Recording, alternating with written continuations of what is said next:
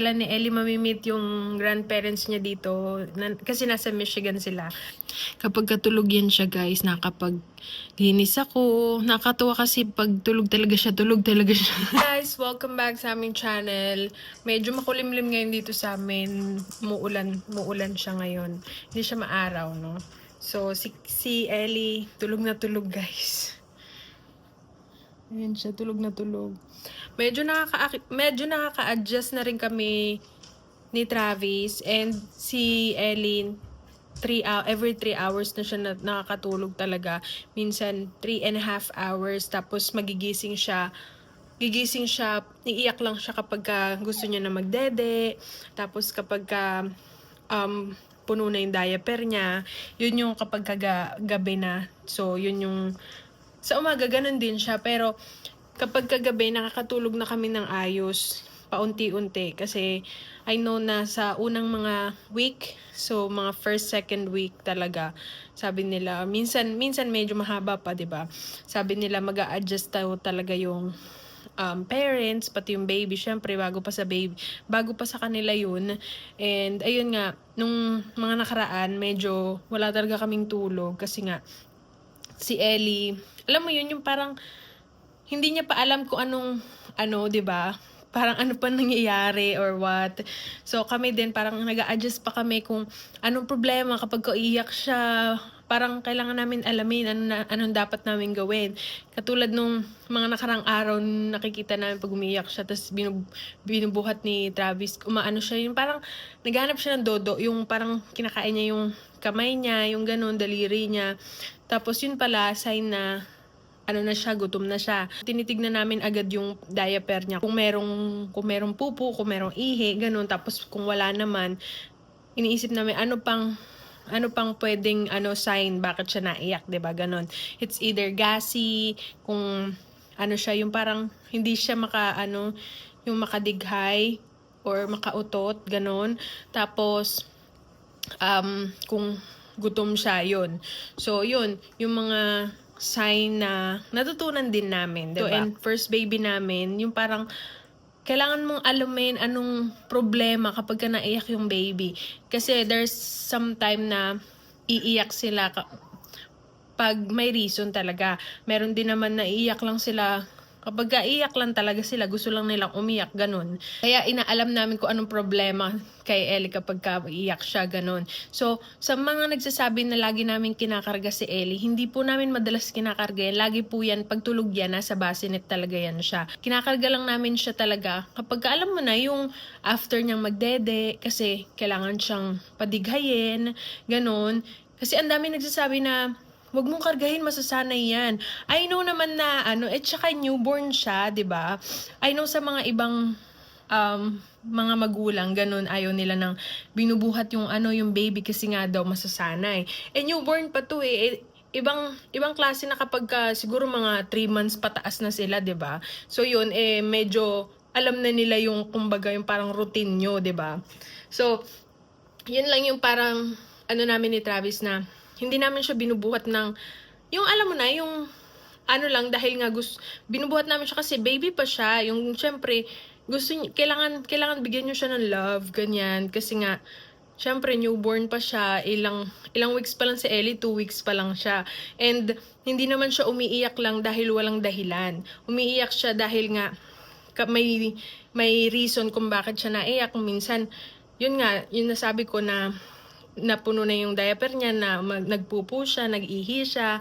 Although time to time pinapalitan namin siya kasi ayaw namin matulog siya ng may pupo at saka wiwi yung niya, kasi nga hindi maganda kasi sa babae rin siya ganun. Tapos medyo irritable siya kapag merong laman yung diaper niya kasi nga siya makatulog ng ayos, diba? So yun, I understand sa mga ibang tao na nagsasabi na wag mo pong buhatin kasi nga masasanay. Kasi nga lagi nyo nakikita sa video namin na binubuhat namin si Ellie. So ayun yung mga nakikita nyo, pero yung ibang mga scene namin dito sa bahay, syempre hindi nyo pa nakikita. So I understand kung bakit nyo sinasabi yun, ganon. So naiintindihan ko po. Pero pag may mga ganon nakikita kong comment, hindi ko na lang siya pinapansin kasi nga I know yung iba kasi concern lang naman din, ganyan. So yun, naiintindihan ko yung ibang tao na nagsasabi ng ganun kasi nga minsan concern sila, ganyan. Kasi nga yung ibang bata nga naman talaga is yung panay pabuhat na lang, 'di ba? Pero yun naman nakikita ko sa mga toddler na, yung mga bata na medyo malalaki na kunyari mga 1-year-old na napabuhat pa rin, 'di ba? So yun yung parang nga nasanay na, 'di ba? So iba naman kasi po pag newborn. And depende rin po 'yan talaga sa pagdidisiplina ng magulang, 'di ba? So it depends talaga sa family. So kung ganun yung ibang magulang, so hayaan na lang po natin, no, kasi ganun sila tawag nito, ganun sila magdisiplina sa anak nila, ganun nila palakihin yung anak nila. So, meron, iba-iba rin po kasi tayo ng way kung paano natin palakihin yung anak natin. So, I know na concern kayo, ganyan. So, may mga iba kasi na, alam mo na, yung tagos na sa, yung sobra na yung, pagiging concern. Kami naman ni Travis is, may way din kami ng pagpapalaki kay Ellie. So, sa ngayon is, kung ano makita nyo sa camera, siguro yun lang din yung nasasabi nyo kasi nga nakikita nyo na palagi namin binubuhat si Ellie. So, hindi naman po namin palaging binubuhat, pero binubuhat namin si Ellie kasi gusto namin siyang, alam mo na, i-cherish habang baby pa siya, yung mabubuhat pa namin siya. Pero, the way na pagdidisiplina kapag medyo malaki na siya, ibang usapan na yun, 'di ba? So, habang baby pa siya, yun nga sabi nila na i-cherish nyo yung moment kasi paglaki nila, hindi nyo na, may iba kasi na hindi na talaga nagpapabuhat kasi nga 'di ba lumalakad na sila, gumagapang na. So yun. So depende din talaga, no, sa pagpapalaki nyo sa bata. Iba tayo, no. So yung timbang ko nung buntis ako, tawag nito, ang laki ng dinagdag ko nung nabuntis ako. Siguro umabot ako ng, nung 3rd trimester ko, yung malapit na akong manganak, umabot ako ng 169 pounds. So, magwa 170 pounds, ganyan. Tapos, nung after ko manganak, nabawasan ako ng 10 pounds agad, ng 5 pounds agad, ganon. Siguro yun nga, water weight, tapos yung baby, 5 pounds or 10 pounds. I think mga almost 10 pounds, ganyan. Tapos, ngayon naman, nabawasan ako ng 149. 149 na yung timbang ko ngayon. So, kasi before ako mabuntis, siguro mga nasa 125 pounds lang ako. Kasi matangkad din kasi ako, guys. Kaya, kumbaga, iniisip nyo bakit medyo mabigat ako. Medyo may katangkaran din po ako sa personal, no? Kaya kung makikita nyo sa picture, parang magka-height lang kami ni Travis. Pero mataas lang ng onti si Travis sa akin. So, 5'3 ako. Tapos, hindi ko alam kung 5'6 si Travis, ganun, 5'7, ganyan.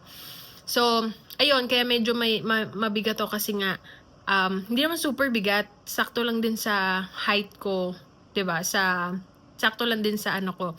So, kaya 125 ako noon, nung bago ako mabuntis. Tapos, nung nabuntis ako, nung 3rd trimester ko, dumating ako ng 169 pounds. Kaya, sobrang laki na nadagdag sa akin, no? Tapos, pagkatapos ko manganak, yun nga, 20 pounds na sa ngayon yung nabawas sa akin. So, kumbaga, ang bilis ng progress ng pag-lose ko ng weight, no? Hindi ako nag-gym. So, hindi pa ako nag-gym, guys. And ayun na agad yung nabawas sa akin. Tapos, yung chan ko, medyo maliit na din siya.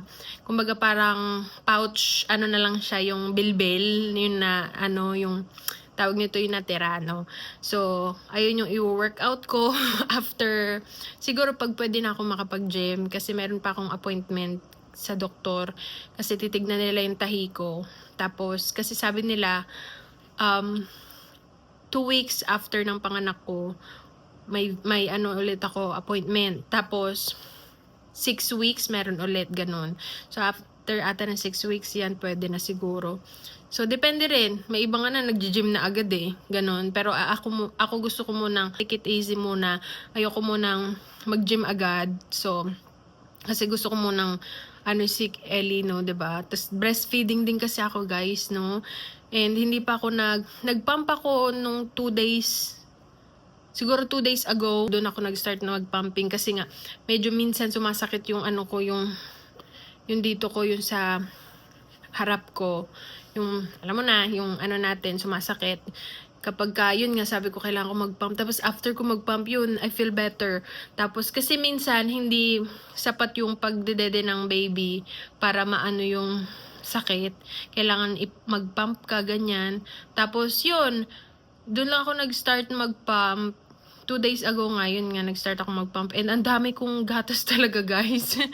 Ang dami kong gatas. Siguro, idodonate namin tong mga na-pump ko nung mga nakaraan. Kasi nga, medyo nag-overproduce ako ng gatas. Sabi nga ni Travis, mapapadede mo pa ba si Ellie after mo mag-pump? Sabi ko, oo, madami.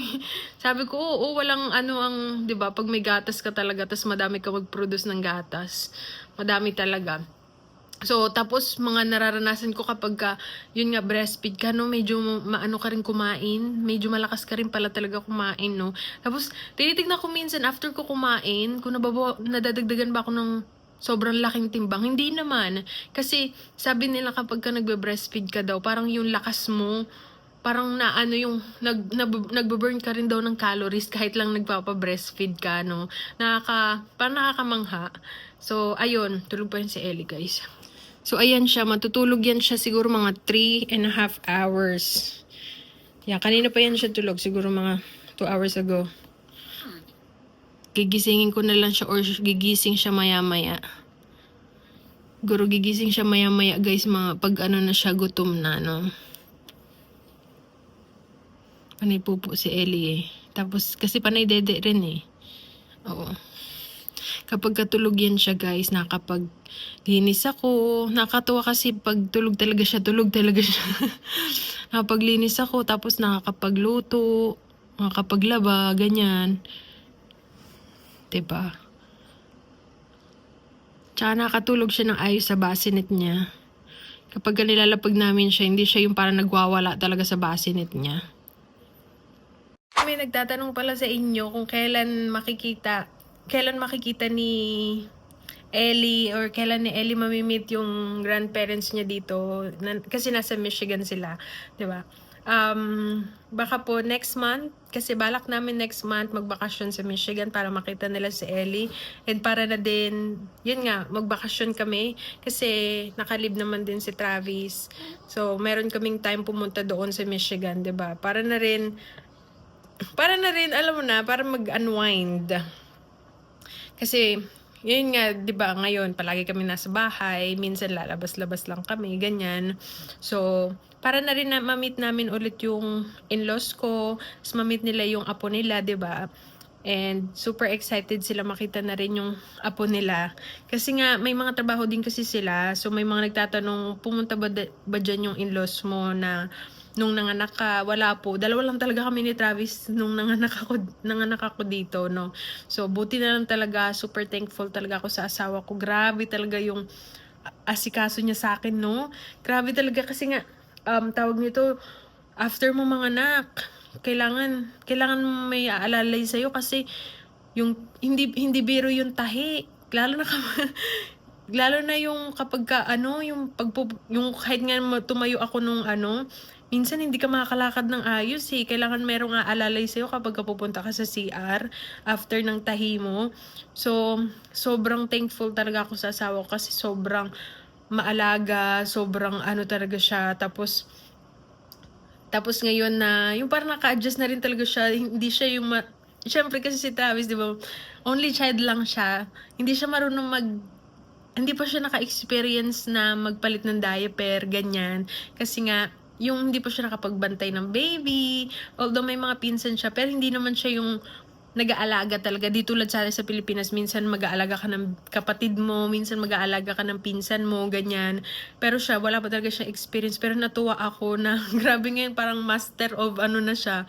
Yung kapag magpupupo si Ellie, ang galing niya magpalit, tapos maragaling na siya magpadighay ng yun nga, padighayin si Ellie kapag pagkatapos magdodo, yan. Tapos, pag magaling na rin siya magpatulog kay Ellie. Kasi minsan, pag ayaw ni Ellie matulog, minsan talaga dilat na dilat pa yan siya. Tapos ginagawa ni Travis pag gabi, iikutin niya, iheli niya muna si Ellie, di ba? Iikutin niya tong yung sala namin habang inaano niya, iniheli niya si Ellie bago namin ilagay sa bassinet kasi kailangan tulog siya. Tapos ilalagay namin sa bassinet. Pero minsan, minsan nilalagay niya kahit dilat pa si Ellie. Nakakatulog naman si Ellie sa bassinet niya. So yun lang yung mga changes, 'di ba? Na parang nakakatuwa kasi na overcome namin yung parang challenge na nung una pa lang na after ko manganak, before ako manganak, nakakatuwa kahit dalawa lang kami. 'Di ba sa Pilipinas nakakatuwa kasi meron kang alalay, meron kang yung mga kamag-anak mo, meron kang pamilya na tawag nito, yung tutulong sa'yo kapag ka manganak ka, after mo manganak, may magluluto sa'yo. Dito wala, kami lang talaga. Ikaw magluluto ng sarili mong pagkain, kapag ka gusto mo ng sabaw, kailangan mo talagang bumangon para lang talaga magluto. So ayun, so nakakatuwa lang kasi na nalagpasan namin yung ganong sitwasyon, 'di ba? So nandito na kami sa stage kung saan tawag nito yung nag-a-adjust para sa yun nga sa kay baby, si baby din kasi 'di ba nag-a-adjust din sa bagong environment niya, ganyan. Syempre kami din ay nag-a-adjust para sa kanya, 'di ba? Di tulad dati na matutulog lang kami, yung maaga kami matutulog, walang intindihing baby. Ngayon, may baby na na kailangan mong padidein, patulugin, palitan ng diaper. Gising na siya. Minsan nag-ano siya ng yung minsan minsan maingay si Ellie matulog. Yung parang, alam mo yun, parang nag-ano siya may mga sound si Ellie na, king! Yung parang squeaky sound. Tapos minsan di mo alam, akala namin gising siya, yun pala tulog pa rin. Tapos may mga sound siya. Maingay siya matulog. Natatawa na lang kami minsan ni Travis. Minsan magigising kami ng madaling araw. Akala namin gising si Ellie. So, titignan namin sa bassinet niya, yung pala tulog, nagme-make lang siya ng sound. Hindi ko alam kung ganun talaga yung mga ganun talaga yung mga baby, no? So, ayun. So, yun lang guys, yung update natin. Update lang naman. Ayun lang yung vlog natin for today. Update lang, no? So, hindi kami masyadong, walang ganap masyado ngayon. Kasi, hindi pa kami lumalabas-labas pa talaga na na noong nakaraan lumabas-labas kami kaso na ulan-ulan ngayon, 'di ba? Tapos nakaraan may mga appointment kasi kami kaya lumalabas din kami. Tapos bukas pala merong pedia appointment si Ellie. So yun yung namin bukas, lakad namin. So, malapit lang naman siya dito. So, yun lang guys, yung vlog natin for today. Maraming salamat sa panonood ng vlog namin. Maraming salamat sa suporta nyo guys. Thank you so much for watching. See you again next time. Bye!